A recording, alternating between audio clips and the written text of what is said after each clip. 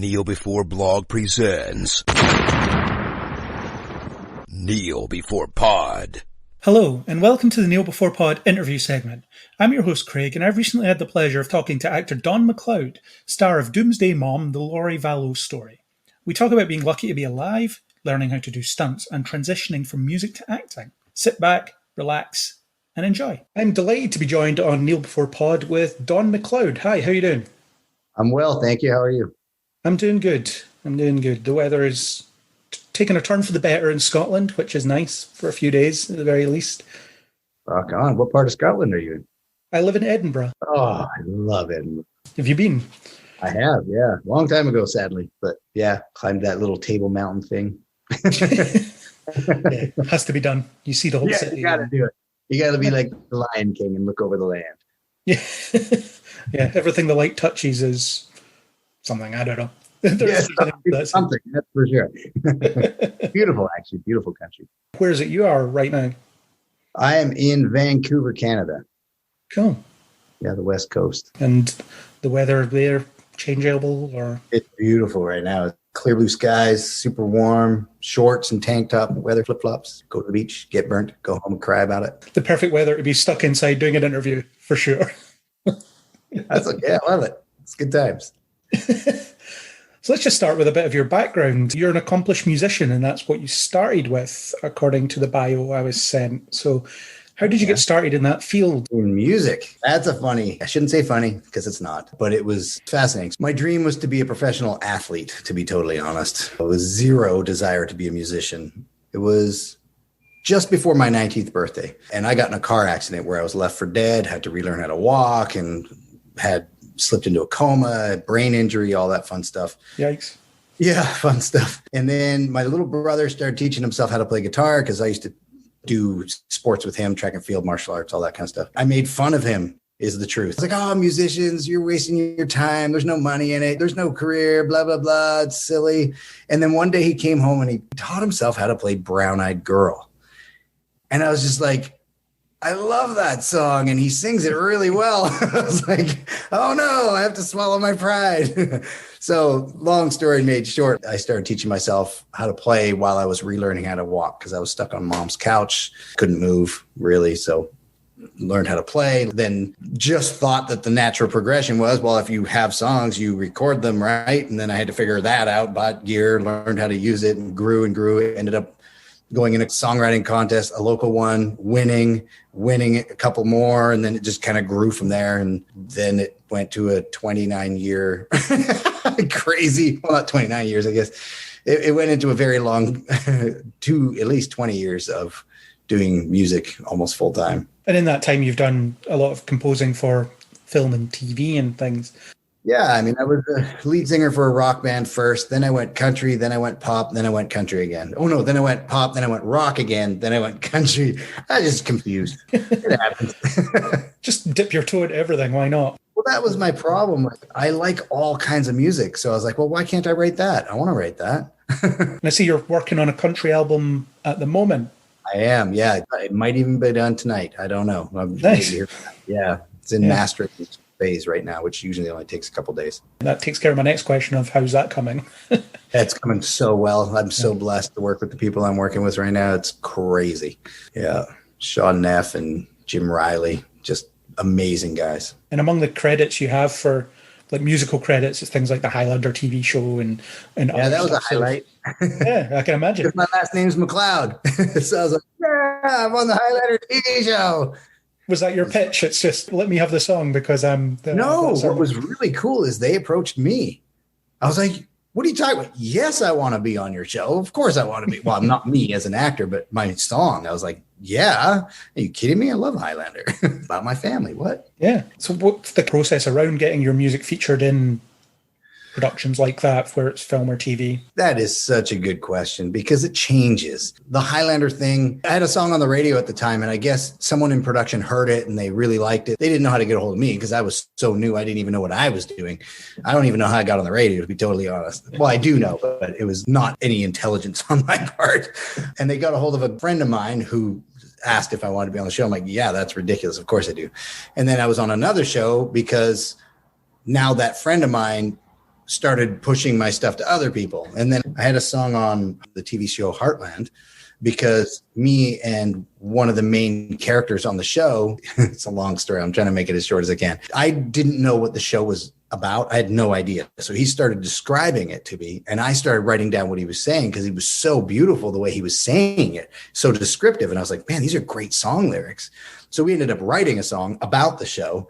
And then months later, I recorded it with me singing. And then months later, he calls me up while he's on set saying, dude, the song we wrote is on the radio in the car that I'm driving during the scene. I'm like, cool. So that's how that one got in there. And then I had one on So You Think You Can Dance.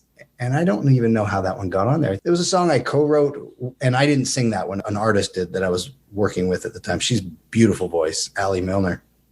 And I think someone just heard it on one of the streaming platforms or whatever. You know what? I'm not the right guy to ask, I don't think. I mean, there are people that actually do that for a living. They play songs in TV and films soundtracks, but mine have all been by accident.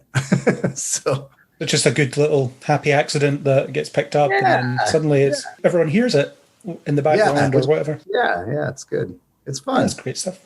And you then did that transition to acting. So what prompted that decision to get in front of the camera as an actor instead of as a musician? I know you do both, but what prompted that decision to give that a go? That's a good question also. So I was doing music full time, and the guy that plays the character in Heartland, him and I met because I was asked to put on a songwriting contest for the city when the Olympics came to Vancouver in 2010, the Winter Olympics. And then we became instant friends. And then he started talking about the show. So I wrote the song with him about the show. Then he invited me to set. So I was hanging out on set and they asked me if I wanted to be an extra. I didn't even know what that meant. Long story short, I ended up doing that just through Graham, to be honest. Graham Wardle is the guy on the Heartland show. And he just encouraged me. He's like, man, you should try it. He challenged me, actually. He's like, what are you, afraid? And I was like, no, I'm not afraid. But just his encouragement and just hanging out on set with him, it was just looked really fun. So that's basically how that happened. I fell into that. Did you find it an easy enough transition? Did you find it easy to settle into? I imagine it's a different challenge, but did you find it challenging? Oh, yes, I definitely did. And that's what attracted me to it. I really do love to be challenged. So when I'm thrown into a situation like being on set, I love trying to figure it out. The first time I was, I guess it's technically the second time I was on Heartland, it was a non-speaking, very, very tiny part. I'd be shocked if you even saw me in it. I don't even think they give me credit for it. But we did this take. I walk around the bar and sit down and they go over my shoulder. And then they go, okay, cut back to ones. For me, being in the music world, the first thing that pops in my head is, and I'll start back at one, the Brian McKnight song. And everybody's looking at me like, what is this guy doing?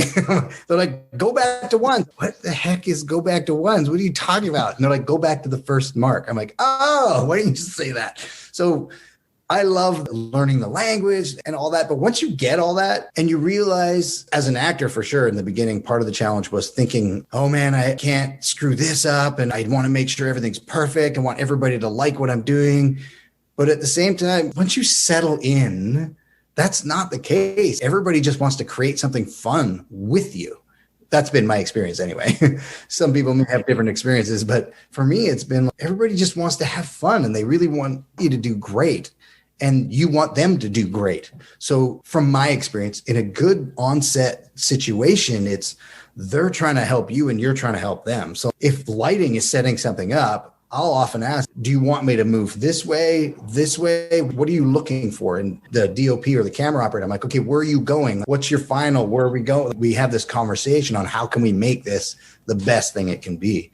And I love that. I love that collaborative creation process. It's really fun. What are some of your most notable experiences on different sets? You've been on a few. Looking at your IMDb page, you've done quite a lot of guest appearances and things. So what were some of your sort of highlights from being on various sets? Oh man, highlights. There was one that you probably won't find on my IMDb. Oh, you might. It was an independent project. And this is so random because I always end up, you've seen my photos, I'm assuming. I always play the bad guy or the tough guy or the cop or whatever. But this one, I got to play a clown. So you never actually saw me. I was always wearing a clown outfit. And the story was about this poor guy that couldn't get a job and his girlfriend was going to leave him if he didn't get a job. So he applied to be a clown. But my character, who's the known clown in town, he got the job first, basically, is what happened. So the other guy set out to kill me, and he does. But he runs me over, which was so fun because it was a run and gun film. We're shooting on the street. There was something happened with the stunt guy and he couldn't show up. I'm like, what are you talking about? I want to do my own stunt. I want to get hit by the car. And they're like, what? Are you out of your mind? I'm like, no, let me do it. So I got to get hit by a car, which was so fun. All the people on the street were like, what just happened? That guy just ran over this clown. And then he drags me and he puts me in the trunk and drives off. It was just a run and gun guerrilla shoot for an independent thing. It was hilarious to do. So that was definitely a highlight. I just finished a film called Doomsday Mom, the Lori Vallow project that airs, I think it's Saturday, June 26th on Lifetime. Don't worry, we'll definitely get to that. That one was really cool. The cast and the crew were amazing on that project. And to be able to play a real person, I really enjoyed that challenge. That was a lot of fun. Sad story, a lot of fun. We will definitely get to that. So you're a bit about getting run over by a car. I did see that you have done extensive stunt training. Was that the spark that started that interest in doing that training? I've always been fascinated with stunt people, even as a kid, even though I didn't grow up with the dream of being this movie star.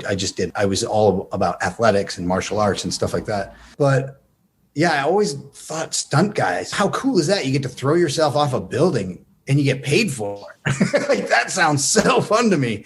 So I think it's just the physicality of stunting. And I like fighting, the martial arts. I like the choreography. I like the dance of it all. And I think just always the challenge again, because I've trained a lot in martial arts. I've done Jeet Kune Do, Krav Maga, I don't even know, Aikido, Kung Fu, Kali, a whole bunch, stick fighting, sword fighting, knife fighting, boxing. I just like the physicality. And even as an actor, I like being physical. I like to get behind stuff. I don't know if that makes any sense. I just try to listen to myself. I'm like, man, you sound ridiculous. And it must be good to not necessarily have to just walk off and let someone else step in and do all that for you when you're filming stuff. Yeah, because it helps you tell the story, right? I want to tell the story. I don't want to take jobs from anybody because real stunt performers, man, they are so talented. Even I'm looking at some things. Like, a buddy of mine was Chris Evans' stunt double for Captain America Civil War. He's the one that jumped off that building. I'm like, nope, I don't want to do that. That's insane. Yeah, I'm good. I'll throw a punch. Let's do that. I don't want to jump off a building. Thanks. Not that high anyway. I'll just fight. It's cool. Yeah, I'll just fight. And I've trained with special forces and all sorts of stuff because I don't know. It's the parts I tend to play. And I want to respect those characters, people that are actually in special forces or actually military or actually a cop or whoever I'm playing. I want to honor that profession. A friend of mine who's special forces, who's been training me on and off since 2013, his big thing was how actors hold a gun and they're claiming to be a special forces operator. They would never hold the gun that way. Some people just haven't been trained. Some people forget, whatever it is. But he's like, I'm going to drill it into your brain. You are not going to do it wrong. I'm like, okay. So I've been blessed with that, which is fun. Yeah, I think it's important to honor the character you're playing. Funny that you say that because I did speak to your partner, Jesse Hutch, a couple of weeks ago. Yeah, nice. And he said almost the same thing, almost word for word about honoring that. It was great to talk to him. You're working on a project together. I think he mentioned it at the time, but what's your take on that project and how did that partnership start? Oh, man. Me and Jesse, once we became friends, we just kind of like-minded, I guess. We love to create. We both can't sit still. I think it started when we were just sitting around.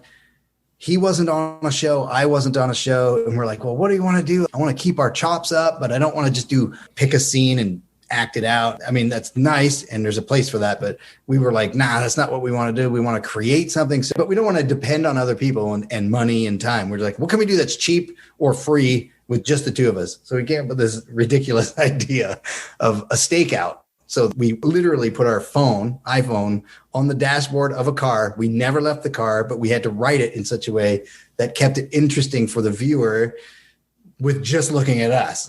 So we just got ridiculous in that, totally silly. And then that grew because people started watching it and friends of ours were like, that's hilarious. I want to be in one. And so we're like, okay, so you can be in the back seat and you can just pop up. That'll be funny. And then other people were like, well, we'll donate our cameras and our booms and our crew. And we're like, what is happening? This was just supposed to be small. And then, yeah, that grew. And then we're like, you know what? This is actually a fun show. We should expand. So we ended up writing a whole first season TV series. It's called Fox and Hunter. We filmed an insane, by the love and donations of everybody around us, we filmed a proof of concept for the show. It's about 12 minutes of footage, just so you can get to know the characters and a little bit of the storyline, the background. And we spent a little bit of money, but the total production value was almost $500,000 at the end of the day with all the in-kind donations. We blew up a van. We had gunfights. We had car chases, parkour chases. Like, it was insane, but it was fun. It was really fun. Right now we're pitching that with, I think it's 25 other projects that Jesse and I have created or co-created. And it's kind of flying around. We're looking for the right people, the right teams. And I don't know, God's plan. We'll just put it out there and see what happens. At least one of them has to stick, right? Yeah, or not. We've got everything from animated cartoons, kids, everything but foreign, clearly. Unless we go to China, I guess then it would be foreign. We could do that. He was really great to talk to, and it's really cool to complete the set by speaking to you as well. Yeah, that's cool. I didn't know you talked. That's fun. Yeah, he's a great guy. Very talented. So you've done a lot of genre TV stuff like Tomorrow People, Arrow, Frequency. Do you have a preference of projects you like to get involved in, or is it just have a go at everything? Yeah, that's a good question. I'll just say my ultimate dream would be to play the lead in an action movie. That would be so awesome for me. Something sort of funny, but anything like Jason Statham or Bruce Willis is. I love those kind of. I know sometimes they're silly, but I don't know. I like that. Or, I mean, clearly I would never play James Bond, but something like that. It's got story. It's got heart. I don't know, just like that whole thing. But at the same time, I love a challenge. I love for someone to go, you know what? Actually, we want you to play the love interest, which I'll be honest, I don't think I've ever done. It's just not my look. People don't look at me and go, yeah, he'll be the handsome love interest. More like he'll be the Russian mobster and he'll go kill everybody. That's the look I tend to have for some reason. Fair enough. The sort of genre stuff stands out because that's the type of stuff the website covers. So Tomorrow People, that was a show I loved back in the day, and it's a shame it didn't go further. So what was it like working on that? I mean, I know it was a while ago now, and it's a show that's almost been forgotten in a way, but I thought it was a good concept, good cast, good everything. Yeah. So yeah, what was it like being among that? It was fantastic, actually. And the director I worked with, Rob, he was so good, so fast. I think that show might have been a little before its time, because it was almost a superhero type of show. Yeah. And I think the superhero phenomenon happened after that show. I think it started maybe a little bit at the same time, but it really got the push. I don't know. I really don't know what happened to that show. I never got the background on that one, but the cast and crew on that, they were great. It was really fun. People, everybody was nice. I think it was 2012 when I was on that. It was a long time ago, but yeah, it was fun. I remember that. I remember it being a good show, and there was talk about my character expanding, but they never got to it. I think they got canceled shortly after that. Yeah, unfortunately, it barely made it out of its first season. Yeah, was it just one season again? Yeah, like 18 episodes, something like that. It wasn't. Oh, no. Many. Yeah, it was 3. Yeah, you're probably right. I'd only just started the website at the time, so it was one of the first shows I was ever reviewing. Oh, wow. Yeah, I go back to it. I rewatch it because it doesn't take long. I go back to it every now and again and watch through it because, yeah, it's good fun for what it was. It was fun. And on Arrow, you were in a notable episode. It was the first live-action Suicide Squad. I forgot about that. Yeah, that was good. Man, those guys were all good, too. I became really good friends with Lee Majub. Now he's killing it. He did, what is that, Dierks Bentley, the detective TV show? He was on that season 2. He was Jim Carrey's right-hand man in Sonic. I think they're filming part 2 right now. Man, he's such a good actor, Lee. Dave was fantastic. What's his character's name? Diggle? He was a super nice guy to work with, too. Yeah, they were all really good. And that was a long time ago, too. Was to ask about them because I love those shows. So yeah, ask away.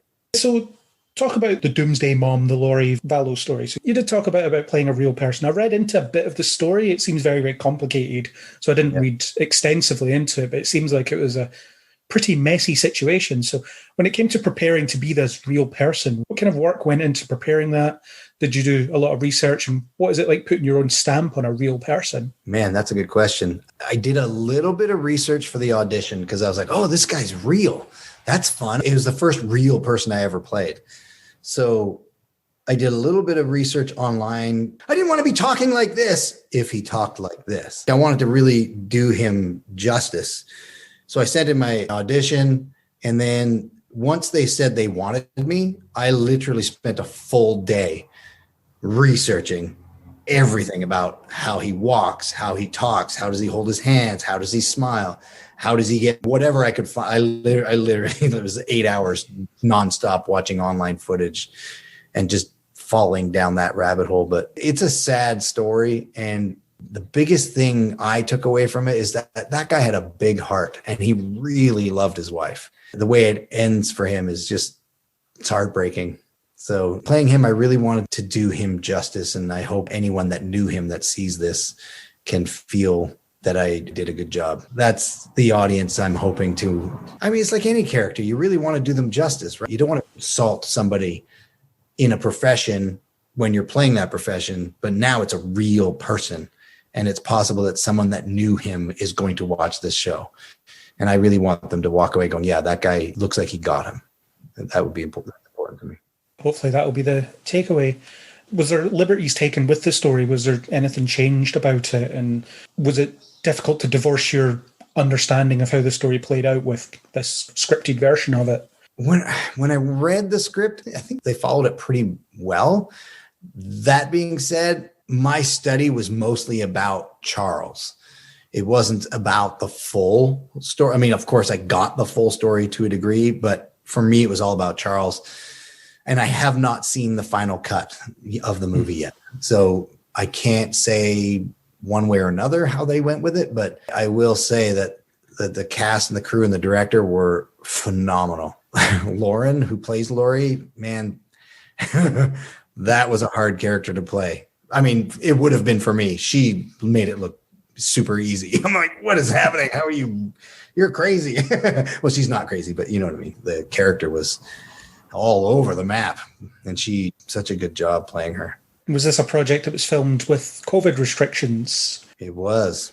Yes, it was. And I'll be honest, I was actually hesitant to work because of the restrictions. Not that I was afraid of getting sick. It was more that I'm like, man, how do you work with all these barriers and hand sanitizer and still be emoting and trying to get in the zone? But I will say that this cast and crew and the director and the COVID captain is what they called him, the guy that ran the whole COVID team, they were absolutely amazing. And the COVID guy went out of his way to make it as seamless as possible. It must have been quite an adjustment. All the recent interviews I've done have asked about that kind of adapting to the COVID situation and working. And, everybody says the same thing about, we're just glad to be working. We're happy to do whatever it takes to make sure that we work safely. And I imagine that's your experience as well. Just everybody just being as careful as possible on set and things. I don't know. I think for me, it was, well, I'll tell you, one of my days I had a kissing scene.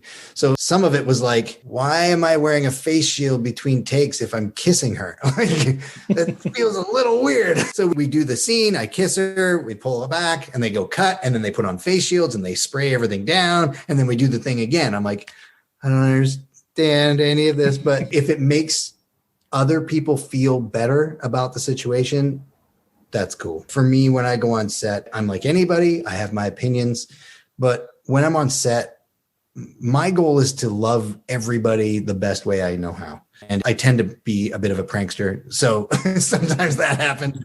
But yeah, it's just, how can I make everybody feel happy about being here? That was my focus while I was on set. And now you said about pranks. So what are some of your biggest pranks? What are some of your favorite pranks that you've played on anybody? I just like to be silly more than anything. One of the things I tend to do, oh yeah, this is audio, so no one will ever understand this, but I'll describe it as best I can. Have you seen Talladega Nights?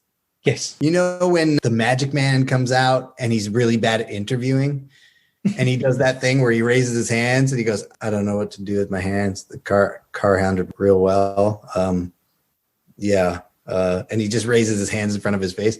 I like to do that on set sometimes. All right, and action. If someone flubs a line or something, I just put my hands up and just like, I don't know what to do with my hands. Do I put them here? Is this okay? I like doing stuff like that. Or me and the guy that played, well, I can't give away too much story plot line, but me and one of the other actors on the Doomsday Mom, we were definitely having fun during one of the most serious scenes with us. If you could see behind the scenes footage after the movie comes out, you'll be like, what on earth are you guys doing? But I can't say it because I'll give away everything and I don't want to do that. So I'll shut up. Probably best to play it safe. Mm-hmm. But yeah, I suppose creating a bit of a fun environment just to take the edge off. Yeah, it's already stressful enough. And with COVID, yeah, it's like, let's just have fun.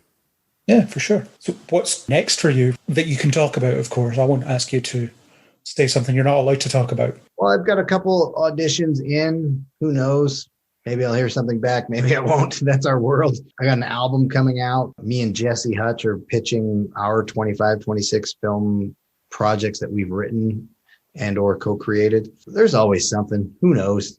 I try to live pretty open-handedly. If you're running around stressing about the next thing, all you're doing is stressing. I'm just not into that. Whatever comes, do my best, live open-handedly. Hopefully I get it. If I don't, then I wasn't supposed to, and that's cool. That's a very healthy and positive attitude. I try. There are definitely projects that come across my way that I'm like, oh, I really want that part. Please. There's a show that I've called my agent and I'm like, please get me on this show. What show is that? Can you say? Oh, that I can't say. No, I can't say that one for sure. But I would love to be on this show. But who knows? You put your foot out and hopefully it doesn't get cut off. Is there any ongoing shows that you definitely do want to appear on other than this one that you can't talk about? Just ones that you watch maybe and think, oh, I'd love to do something here. There's a couple shows. I mean, I don't know if they're still running it, but Carbon Fiber, Altered Carbon, that's what it's, Carbon Fiber. I don't even know what I'm talking about. Altered Carbon looked like a really fun show to be on. Just anything action with a bit of humor, but kind of the backhanded humor. I mean, who wouldn't want to be on a Marvel movie or a James Bond movie? I would love to play lead in an action film. That's for sure. That'd be sweet. Try and get on Batwoman with Jesse and be like his agent pal. That would. Yeah, I don't think his character has many pals. Well, there's always time for him to make friends. Why not? Right. I think you're right. Or I could just walk up and punch him in the mouth or something on the show. I don't know. Yeah, who knows? Yeah, you could be a villain that he brings down. I don't know. That woman looks like a really good show to be on. They look really fun. The stunts are fantastic. Yeah, I enjoy it. Part of the bread and butter of this website is reviewing shows like that. So I love watching it. And yeah, I've been enjoying season 2 especially. I think it's really stepped up its game from season 1 in a lot of ways. Right? Not that season 1 was bad, but season 2 is quite a bit better, actually. I agree with you. Yeah, I think CW has really stepped into a new area with that woman. It's really cool. You know, and all it took was losing their lead just to pick it up from there and take things forward. Yep. Less said about that, the better, maybe. Yep. The last question I always ask people, it's just a bit of a fun question for a nerdy podcast. So if you could have any superpower, what would it be and why? Oh, man. Come on. I have to pick one? Yeah, just one. You know what? I'll just go with my first thought. There's so many, because who doesn't want to be Wolverine? I have to be able to fly like Superman, because then I could just go wherever I wanted, whenever I wanted. I could travel. I don't know. I think that would be super fun. Just to be able to see the world and not be limited by restrictions. COVID restrictions. I don't know. It'd just be fun to fly, and flying for sure, I think. Yeah. You need a warm coat if you're flying. Yeah, I was going to say, I probably need a warm coat and some kind of goggles. Or maybe if you had that power, your body would adapt to being up that high because you can fly. I don't know. Now we're talking. That's a good one. It's a popular one. Everyone likes to fly around. For me, it's speed. I would want to be able to do things quickly. Yeah, get places quickly, write quickly, whatever. Just extend my free time by letting my brain work overdrive. You know what? That's a fair one, too, because if you run fast enough, like the Flash, you can run across the water. You don't have to fly over it. If you've seen the TV show Boys, that could turn out really badly. It could. Yeah, I'd have to watch where I was going. Don't run into people. That could be dangerous. I don't want to do that. No, you don't. Thank you very much for your time. Good luck with the film when it comes out, which is in a couple of weeks at time of recording. I don't know exactly when this will release, but it's a couple of weeks from now. It's called Doomsday Mom, the Lori Vallow Story, and it premieres Saturday, June 26th on Lifetime at 8 p.m., 7 p.m. Central. It sounds like a really good story, and it sounds like a really interesting project, and I hope I'll get the chance to see it. Being in the UK, it might be a bit more difficult, but if I can, then I will. Sony, I think, is distributing it, so I'm sure they'll figure something out.